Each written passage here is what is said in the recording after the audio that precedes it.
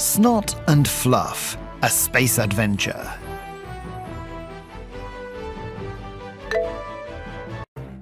On a distant planet, in a small cottage, lived two friends, the ever-sniffing Snot and his hairy buddy, Fluff.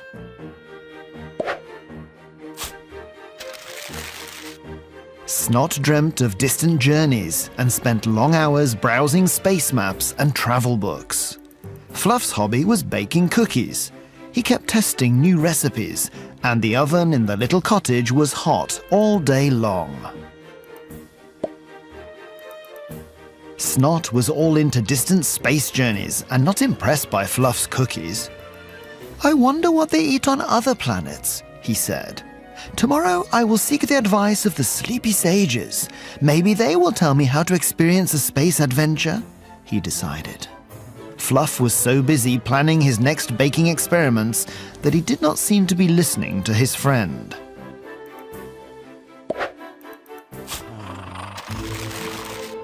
Early in the morning, Snot set out on his mount to the mountains to visit the sleepy sages. They told him that if you want to travel far, grab a lasso and catch a comet, a superstar. "Who would have thought that catching a comet with a lasso is so difficult?" huffed Snot. He was so excited that he forgot to leave a note for Fluff to inform his friend of the journey. He only remembered when he was sitting on the comet, galloping towards the clouds.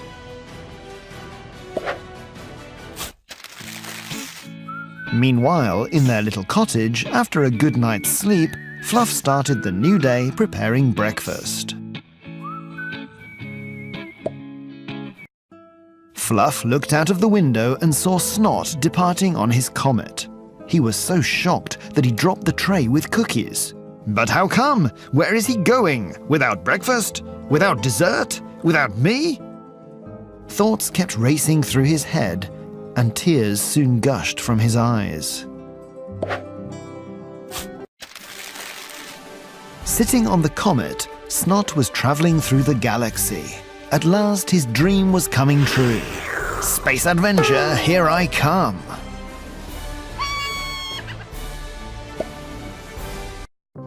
Lonely, Fluff could not recover after losing his friend. He neglected his duties and kept devouring cookies. Piles of dirty dishes stood all around the house. Finally, Fluff decided to tidy the cottage.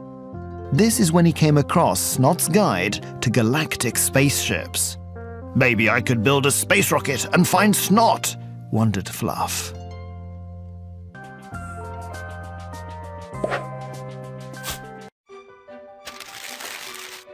Fluff quickly got down to building the rocket. He was not sure how to connect the parts, so he used sticky custard to glue them together. Although he had never done it before, he decided to stick to it.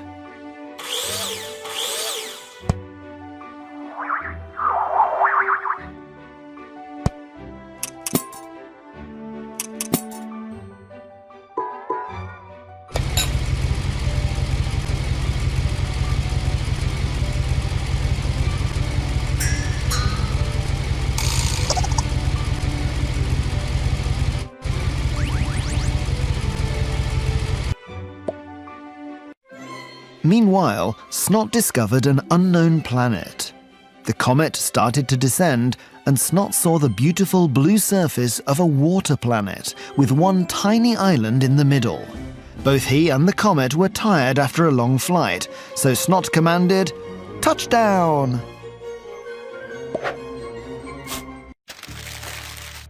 However, the tiny island turned out to be the Pirates' Bay. Fortunately, the inhabitants were so hospitable that they greeted Snot as if he were a major captain. With great relief, Snot jumped into the tub and ordered a shark cocktail. In the meantime, Fluff was testing his rocket. The cream-powered engine he had designed was doing fine. Before he started on his journey, he hugged his cat. "Watch the house, Kitty, so that nobody steals cookies from the pantry," he asked, although the cat seemed to have a different plan. Fluff poured top-quality cream into the tank.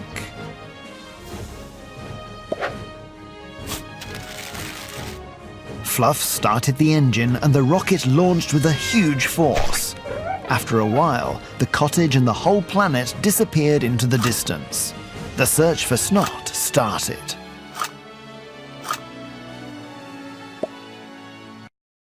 Meanwhile, the leader of the pirates, Lolo the fisherman, asked Snot for help.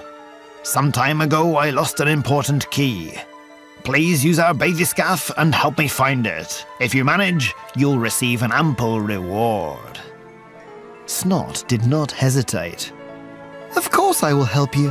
Besides, I've never been so deep underwater," he replied.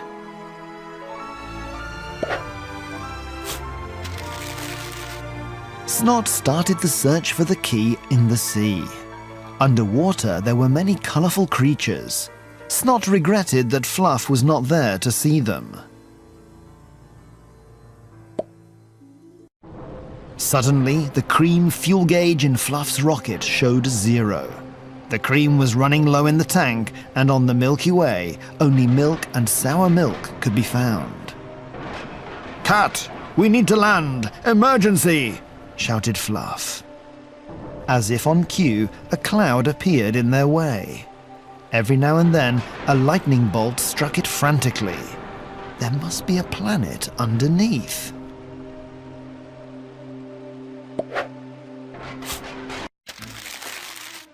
Fluff landed safely on an electric planet hidden in the clouds. One of the inhabitants, who introduced himself as Mr. Nosy, offered Fluff help. After a while, both of them were sitting in electric cabs and heading for a place where Fluff could get new rocket fuel. Snot managed to find the key, and the pirates gave him 2 presents in return: a magical stick and a dog seal. "Do you eat desserts on your planet?" asked Snot, devouring the pirate supper. "Of course we do. We're having delicious sticks with sea salt for dessert," replied the pirates. Snot suddenly became very sad. He remembered the sweet cookies baked by his friend. When the party was over, Snot said goodnight and went for a walk around the island.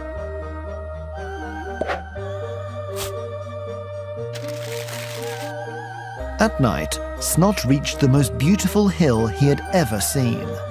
The night is light thanks to the big furry moon hanging above the island. Snot remembered the magical stick.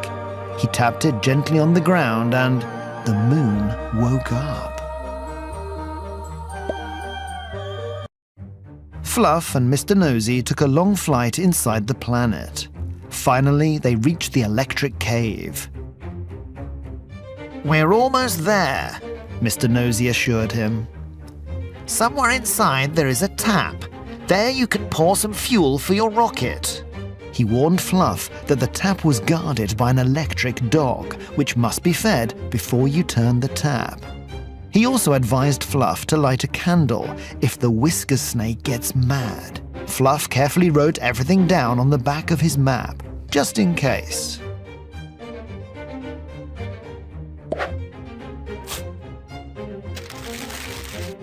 Fluff climbed the steps and saw a large blue jar under the tap.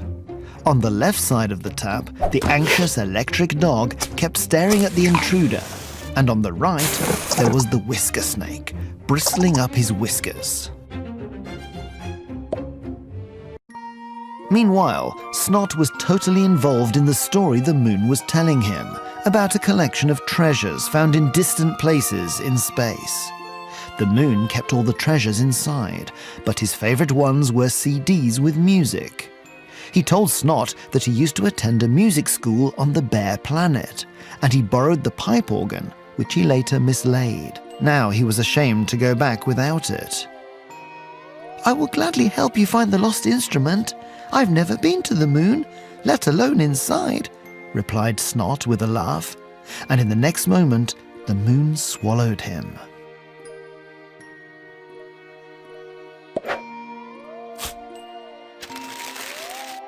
"It is rather messy on the moon's tongue," observed Snot.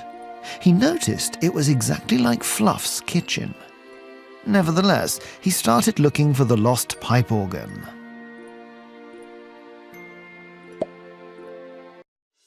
Fluff filled the tanks with the new electric fuel, and before he set out, he asked Mr. Nosy, "Maybe I could offer you a lift in exchange for what you did for me." Mr. Nosy beamed and asked Fluff to take him to a planet called Herbaland. Fluff is happy. Although he has his cat, he started to feel lonely. He took his guest and the cat inside the rocket, and they set out towards Herbaland.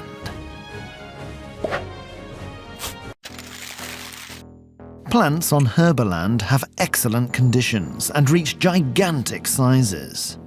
Fluff was so interested by this that he failed to notice a threatening danger.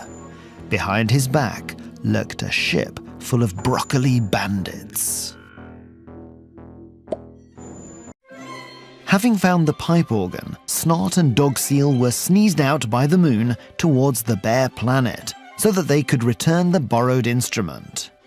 "Thank you, and please say sorry to the bears for me. I can't leave this place now. Without me, the night would be so black that even the bravest pirates would hide in fear. Good luck," shouted the moon from the distance.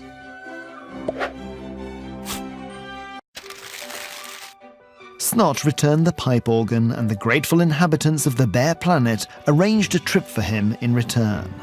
This is when Snot had the opportunity to see all the animal species living there. Sadly, again, he felt he was missing Fluff. A huge spherical spaceship with Fluff on board was speeding through the galaxy. The green eyes of the spaceship were blinking ominously. Once in a few years, broccoli bandits appeared in various regions of space to kidnap random passers-by. However, nobody knows why. None of the kidnapped passengers ever returned home, except, well, maybe except for the snail from the slug planet. Unfortunately, snails like to keep quiet, and when they do talk, they speak so slowly that one word can take a whole day. Therefore, the secret of the broccoli bandits is now as safe as houses.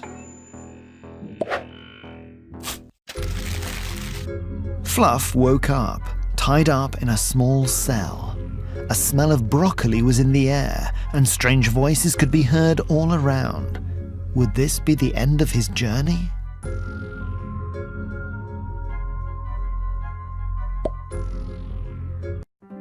After a whole day on Bear Planet, Snot felt tired and asked his hosts to let him stay overnight. All of them wanted to give him the best party possible. So they played rock, paper, scissors and decided that their guest would stay in a capsule of the spaceship. Yawned Snot and fell asleep immediately after his head touched the pillow.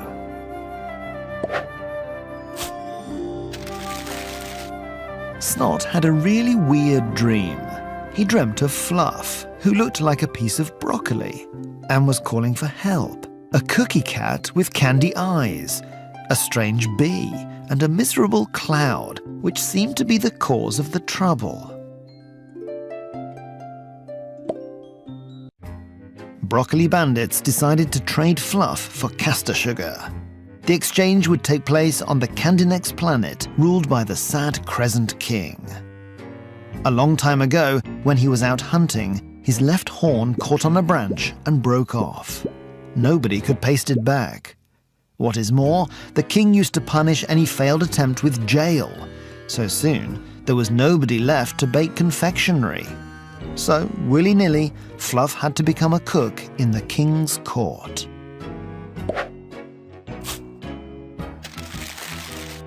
The court physician of the king tried to put back the broken horn again, in vain.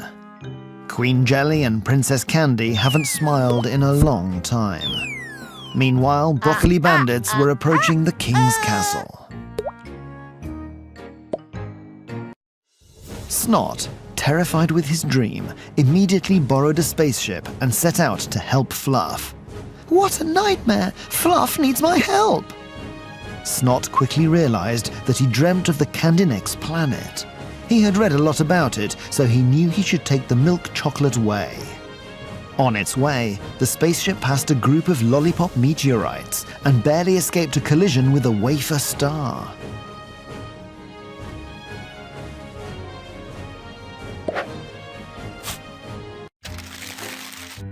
On the Candinex planet, Fluff was sadly stirring maple syrup. He couldn't believe he was kidnapped and forced to produce sweets non-stop. What is more, his boss, Mr. Raisin, was not the nicest either.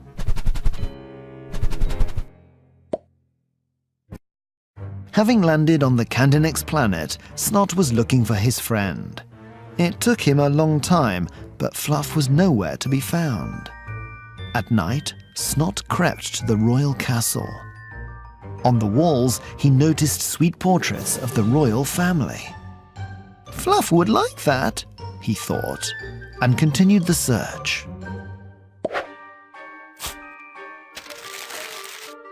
Meanwhile, Fluff remembered that he knew a recipe for a gooey, gluey custard. He decided he would try and repair the king's horn.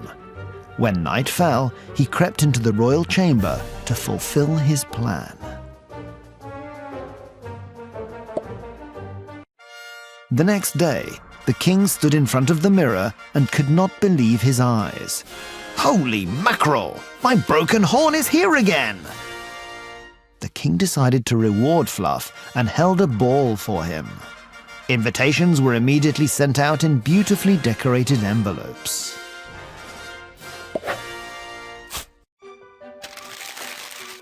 Snot also received an invitation to the royal ball. He was sitting on a small rocky island in the jelly pond and decided he would go and see who the cook mentioned on the invitation is.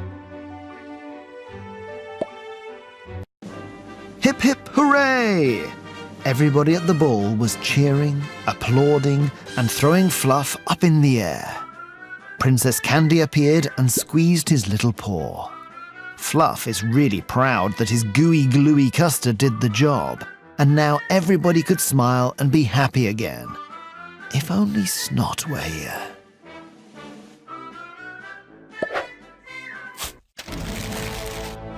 Snot passed the happy and laughing town with his head bent down low. He realized that he may never see Fluff again.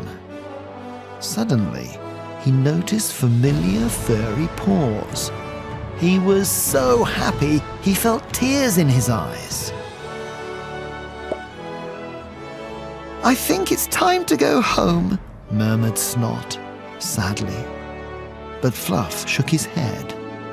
Since we are together again, we should both go on a journey. Now I know that everything is much more fun when you have somebody to share it with. Snot was deeply moved and nodded his head without hesitation. Both friends loaded up the spaceship they got from the king with sweets, said goodbye to the inhabitants of the planet, and set out to look for new adventures together. The end.